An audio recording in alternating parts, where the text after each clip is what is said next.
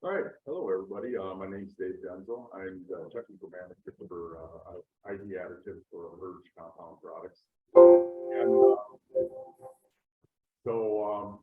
with the shutdown coming up for the 4th of July, I thought it'd be a good idea to be able to come on here and maybe just give a few tips that that might be helpful when you actually do some purging. So. ID Additives, we actually offer up some ready-to-use base purge compounds. That includes mechanical purge, and then we also have the regular purge products too as well. So the first thing that you want to do is give me a call, and we can discuss the processes that you currently run, the machines and materials, and then we can determine what type of purge compound might be needed for your process. So most people and most processes do have some type of preventive maintenance purge program. So the first step that you'd want to do is be able to purge out the screw and barrel, and this is the first step in removing the contamination or the buildup in the screw and also in your barrel. And I like to offer up that we use the mechanical one of our mechanical purges first. And this will help get rid of those contaminants a lot quicker. And then the second step is that you're gonna try to determine, and depending on the colors or the material that you're running, that purging should be done every 2 to 3 days, not unless you're actually doing more color changes. And purging might be done every day, or it might even be done every couple 3 hours. And you would have to determine though if you're going to need to be able to purge, and if it's going to be in longer periods of time. And then we're also going to discuss, you need to purge through the hot runner system, manifold systems. We also have extruder dies. We also have some of our blow molding heads that might need to be purged out. So the final stage is designed to ensure that the mold and its components have been purged, cleaned, and are free of any of the contamination. And then later on, we're going to talk about the shutdown and startup, and that's really going to be important when it comes to the 4th of July shutdown that's coming pretty soon. So let's just get started. I'm going to start with injection molding. That's where my background is in, and so just imagine that you're walking up to the press. The first thing that we're going to do is evaluate, what purge compound you're going to need for the material that we're going to try to remove. And but then we also need to look at some of the equipment or any of the limitations that you might have. For instance, you got your screws. You might have a general purpose screw, or you might have a barrier screw. You might have to do a different process when it comes to the barrier, and we'll get into that a little bit later. Is your barrel a vented barrel, or is it a non-vented barrel? Where I used to work at, we had 30 injection molding machines, and 28 of them had vented barrels. So that takes a little bit special procedure just to be able to clean those out too as well. And then also there are different check rings that you might have. You might have ball checks, and that might take a little bit different process to be able to help clean those out as well. And then your nozzles, you have a mixing nozzle. There's a Typhoon mixing nozzle out there that actually, you've probably seen some of those, and they kind of have dead spots that are in those areas, and those need to be cleaned out. So there might be a special process that you might have to do with that just to get those cleaned out. You also have helix, disc, static, and if you can believe this, general purpose tips can actually be can also cause problems when it comes to cleaning colors out.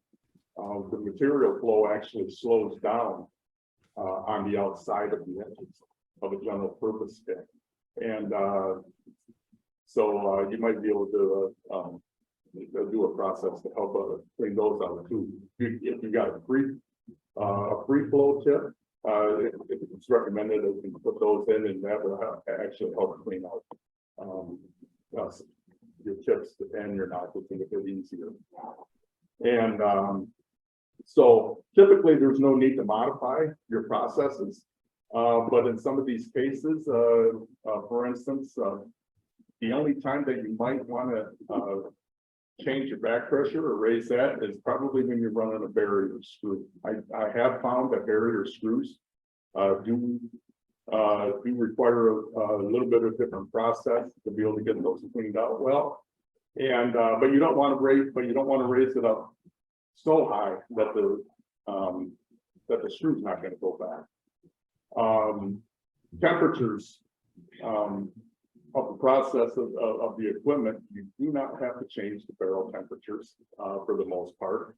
But I do recommend that if you do have mixing nozzles and ball checks, that it may be necessary to raise it anywhere from 25 to 75 degrees to get a more effective purge. And that depends on the material, on how high you can actually raise those up to.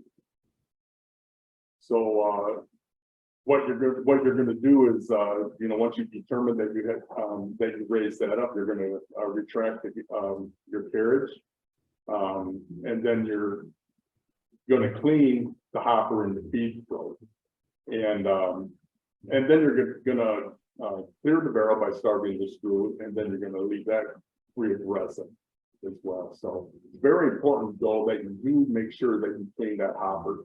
And look down in that feed throat to make sure that there's no extra material or any colors that are stuck in the feed throat itself.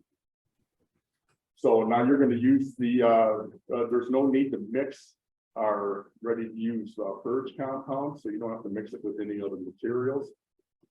Typically, only 1.5 barrel capacities is required, but on older equipment, or if you've got a really heavily loaded black material that you need to get out of there, maybe you might have to do an additional cycle to be able to get that cleaned out.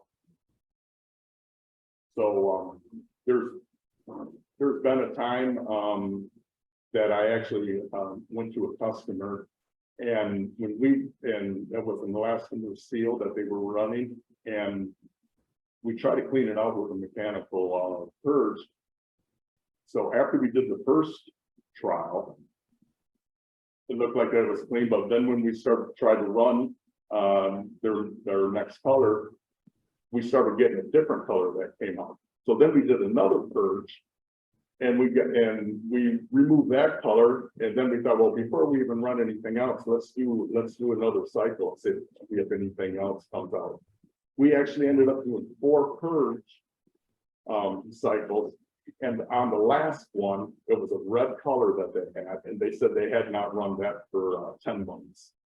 So that's why it's important that the frequency of cleaning with a purge compound is going to be very important. So another thing that you're going to want to do is that you're going to want to make sure that your shop size is set between 20-25% of your barrel capacity. Most molders, if you're running only 4 to 5 parts within the press, you're already set at that stage. But it's just recommended that you at least set it there, because I'm a big believer in making sure that the check ring moves often. And we want to clear that out and clean that well. So our purge compound also likes to run between 70 and 100 RPMs when it comes to the screw speed. So that just helps with the activation of a concentrate that's within our purge compound. Soaking is recommended on tough jobs. And you know, it's just like cleaning your pans in your sink. Sometimes you got to let those soak in there. Well, it's the same thing that you need to do when it comes to injection molding too, or even extrusion as well. That if you allow that to settle in there into the dead spots, that will help clean out help clean out much better if you can do that. And you're not going to waste any purge compound if you just let it set in there for a little bit to make sure that it cleans out. While you're cleaning out, you could be working on cleaning your hopper for your next material that you're going to be putting in there. And so you're ready to be able to start your next production run. So the purging process is complete when you know what you're going to do. It's going to be complete once you see no contaminants, and then you're going to basically do the same thing when you go to introduce your next material. And if you can believe that some people like to just try to run natural before they put in their colorant, but the pigments and colorant can actually help clean and rinse out that barrel a little bit quicker. So so if you just put in your next color right away, then that can be helpful as well. So now I'm going to talk a little bit about the hot runner systems. Typically, there's no need to modify these temperatures, but in some of the tough applications too as well, you're going to raise your tip or your manifold and tips 50 to 75 degrees to get a more effective purge. So once you place the carriage forward, you're going to make contact to that mold screw bushing. And if you're doing an open mold, you want to open all of your valve gates. If you're running a valve gate type system, you're going to want to open all your valve gates and start purging through the system. And for instance, if you got a four valve gates, if you got 3 of them that look like they're pretty much cleaned out, but you have one that's still being a little bit stubborn, you can shut those other ones down and then just purge until that 4th gate is actually cleaned out. And then you can put your settings back as to how those valve gates are supposed to run. So now in a closed mold situation where you might want to make parts, this actually helps pressurize the hot runner system too as well. And expect to see some short shots in some cases, but you can actually make adjustments to that to where you can try to fill it out as much as you can. Thing was, once you make that adjustment, you want to, you don't want to have too much hold pressure, so you might want to reduce that pressure, or either turn off that the hold pressure so you don't flash out of the tool in your mold. So for the most part, you're going to do the same thing when you go to introduce your next material. And but then you can, once you start introducing your next material, you can start putting your settings back to normal, and then you can get ready for your next production run. Now in the extrusion process, I'll get into this a little bit, that it takes a little bit, it's a little bit different process that you might have. Again, you're going to evaluate what type of purge compound you're going to have. And, and some of the limitations in this case is what type of dye do you have? You're going to have melt gear pumps that you're going to have to go through. You're going to have breaker plates. You've got screen changers, blow molding. You have an accumulator head. You got tube runs, especially when it comes to some of these sheet molders and such. The longest one I have ever heard of is 20 foot. And to me, I thought that was unheard of to hear a tube run that's 20 foot. What was nice about that is that they actually had they had heaters along the whole thing, so you can actually heat that up. And so that was kind of unusual. So if you do have some of these limitations, you're gonna raise your temperatures 50 to 75 degrees, and this should help clean out some of those areas, because when it comes to extrusion, you don't have the same agitation that you have when it comes to injection molding. So again, though, what I hear from a lot of people is that the hardest thing that takes the longest is cleaning out your mixer and your hopper and your feed throat. Take your time though, make sure that that is cleaned out well, because that can cause you contamination down the line. So now in this case, most extrusion people, because you don't have really a barrel capacity, you know, what that might say, like 400 ounces, for instance, in injection molding is 25 pounds. But in the case of extrusion, the best way to determine on how much purge you may need to use is 10 pounds per inch or 25 millimeters of screw diameter, and that's how you can determine on how much purge you're gonna use when it comes to extrusion. So then you're gonna load this in. We do recommend that you remove the screen pack if possible. In some cases, some people like to leave that in there on the initial cleaning, trap as much stuff as they can, then they'll remove the screen pack so they don't get any more of that degraded material actually beating against the screen and getting stuck on that screen. But then they can change out that screen and put a new one in. So what's important in here to get as much agitation as you can is that you're going to increase your screw speed to the maximum safe RPMs. You don't want to blow in breakers while you're purging this out and while purge compound is activated. And then you're going to purge continuously until the purge starts to come out of the machine. You're going to stop the screw and allow the purge to settle in any of the dead areas. And though soaking isn't required, it may be necessary on tough applications. During the process, the ID purge is actually experiencing a thermal mixing reaction that is breaking down any of the color or the degraded polymer in the barrel and screw. And then you're going to start rotating the screw slowly, and then you're going to increase the speed and then decrease the speed again throughout the process until you are free of contamination.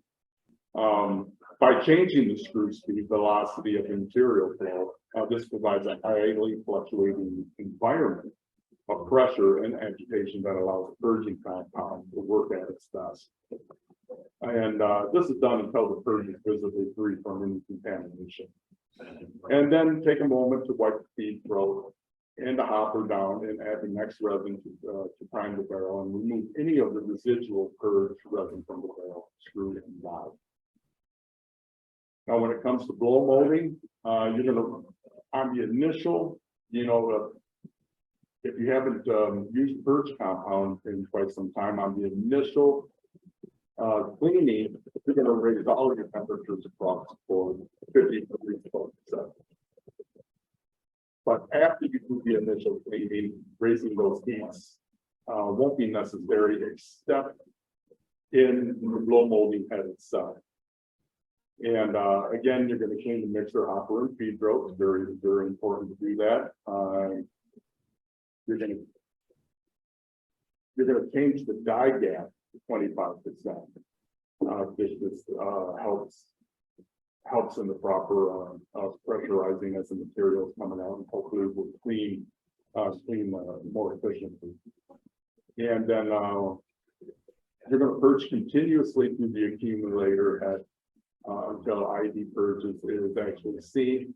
And again, you can let this soak for about 15 minutes, and because that takes a little bit longer to be able to clean these out.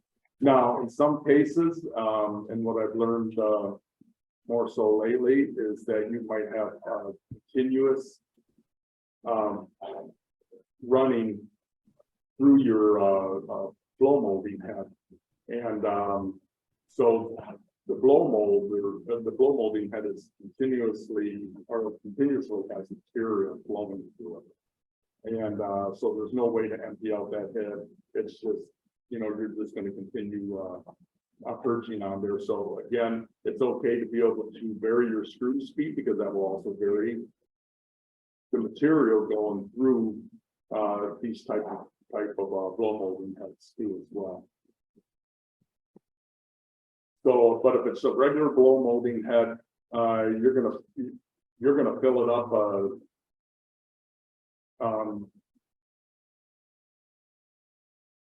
25%, then refill to 100%, and then you're going to refill it back up to 50%, or you're going to purge it out 50% and then refill it back to 100%, and then you're going to purge out 75% and then fill it back up to 100%. And then you're going to do that one more time, to purge out 100% as much as you can. So once you do some of that purging, you're going to take every once in a while, you're going to stop, you're going to look up on that blow molding head, and you're going to take a brass putty knife. Don't use anything but brass, and you're going to clean out around that die gap to make sure that material is free around there, so you can purge out to the next cycle. So then after this is all done, a lot of people do like to run their natural virgin or regrind in this case before they have the coloring, and especially in blow molding. And because now you're going to be setting your heats and die gap back to your production settings. This does take a little bit longer when it comes to blow molding, so that's okay to be able to use your natural material while this is occurring. After the purge cycle has been completed, you're going to add your next, add that next resin, and then hopefully you're going to, hopefully the contamination will be free at that time. Future purging guidelines of the system may be modified after this initial cleaning, but that's the case in any of these processes that you're going to be running, injection molding, extrusion, or even blow molding, or when it comes to sheet extrusion. This one here, since I'm, it's okay that I'm not as versed when it comes to sheet extrusion, and but there are some things that you might be able to do. When purging a sheet die, the center of the die has the highest plastic pressure and can quickly clean up. The edges of the die are a low plastic pressure area, allowing powder to linger and take the extended period of time to clean up. And you've probably seen that, most sheet extruders, they have to cut off about 2 inches anyways on the outside of those sheets because of slower flow that's on the outside, and then also there might even be color on there. So try a few of these tips. If the end caps can be easily removed, take them off and allow the purge to weep out of the edges of the die. If possible, move the decals to the center of the die to increase along the edges. Increase the heat 50 to 100 degrees over set point. Do not exceed your safe temperature for your die or resin. And then you can also increase the heat on the edges of the die 20 to 40 degrees over the center. Rule of thumb is not to exceed 40 degrees differential on your die temperatures. And then you can draw the die lips down to increase pressure through the die. Now, I know in some cases this is kind of hard to do because you got to get those settings back, and a lot of people don't want to do that. So, just do the best that you can on there. Typically, just raising those heats on the outside edges of it is sufficient, and that way you can get things back up and running. So now we can talk about the shutdown and startups. Since this is coming up soon, and you also do some shutdowns on the weekends, but with the 4th of July coming up. Sealing the barrel with the IV purge for the weekend or holiday shutdowns is great for removing the oxygen from the barrel. And this also helps eliminate any oxidation. And it also prevents any buildup of carbon that may be at the initial stages. Now, not everybody is comfortable about leaving material in their barrel because they might have constraints. It might not be the same person who is actually going to be shutting down. And then when it comes to the startup, you know, there are some cases where the operator is helping out, or you got somebody else. And in this day and age, with being able to retain the right people to do the proper purging, they might be more comfortable of just purging out the machine like you would normally do, and then just leave the residual. And then when you go to start back up, that's when you're maybe have to add some more purge compound to get things moving again and get that barrel and screw cleaned out. So again, when it comes to shutdown, it's going to be the same process as if you're cleaning the barrel and screw. Now, when it comes to starting up, you can turn your machine power on and raise the operating temperatures. And make sure that you allow enough heat soak, and that's what some people are. Once they get it up and running, they just want to start.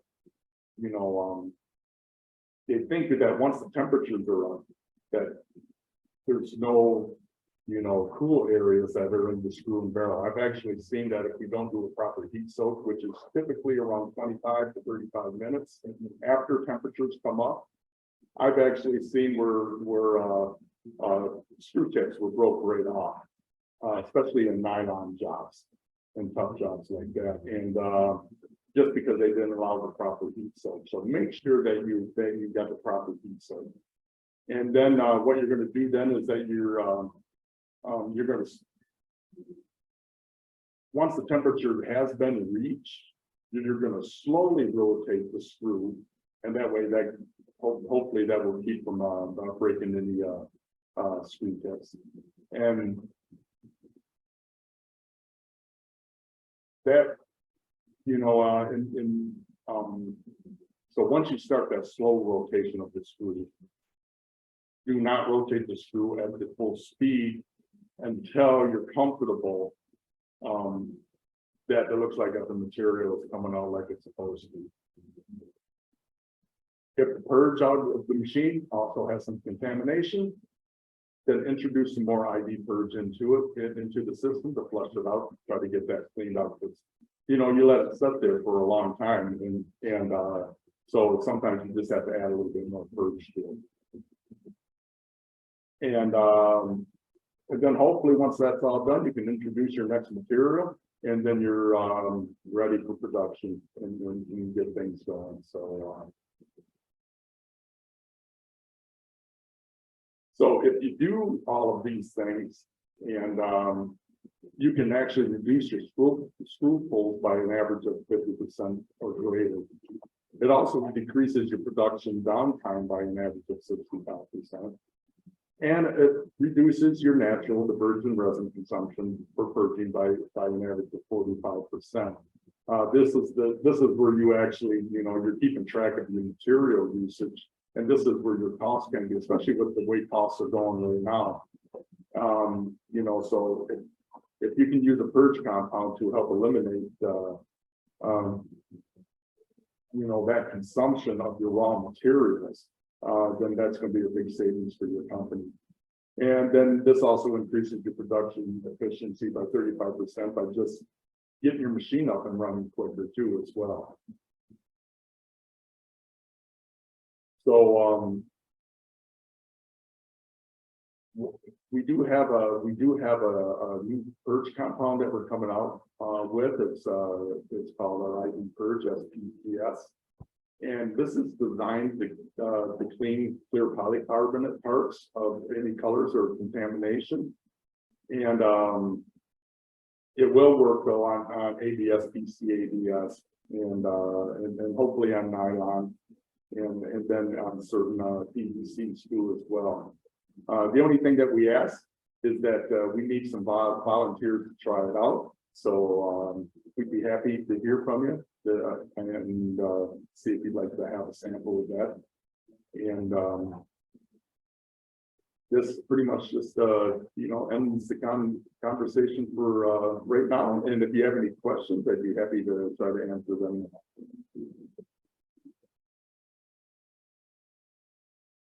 Okay, so we did have a couple of questions come through that I'd like Dave, because I'm sure other people have the same questions. The first one is, can mechanical purge be used in blow molding? Matter of fact, I probably would recommend a mechanical purge over a regular purge compound, just because they're just because of the scrubbing effect that our mechanical purge has, and because we don't have that same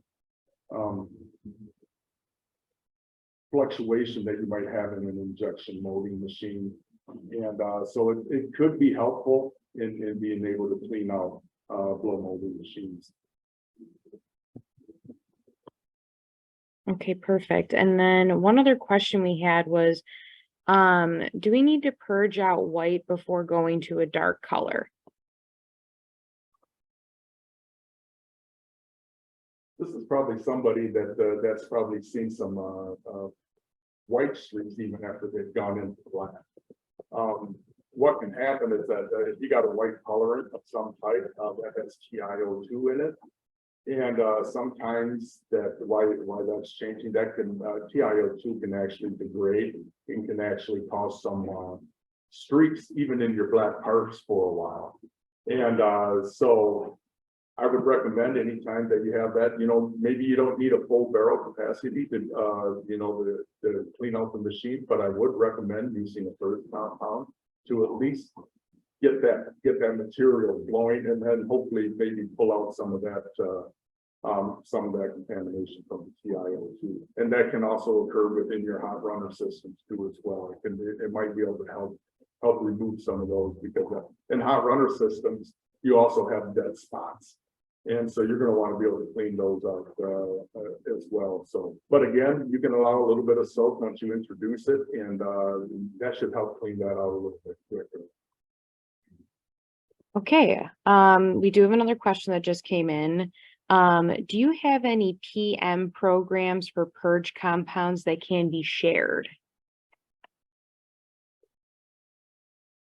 In PM, we have PM programs that can definitely be shared, and so if you'd like a copy of our PM program, we can do that. I think our main one is an injection molding, but we could change one up though, and then maybe make one. I have been working on one for a blow molding, and I believe I pretty much have it complete, except that I just might have some questions to the person and the company that's been helping out. But we do have a PM program, so that we can modify for your usage. And to bounce off of that, we offer lunch and learns at your facility, but we can also do a lunch and learn virtually, just like this. We can have Dave right there on your floor helping you with your purge process, or we'd be happy to come to your facility and get you all lunch. So we can absolutely create a custom PM program for your process.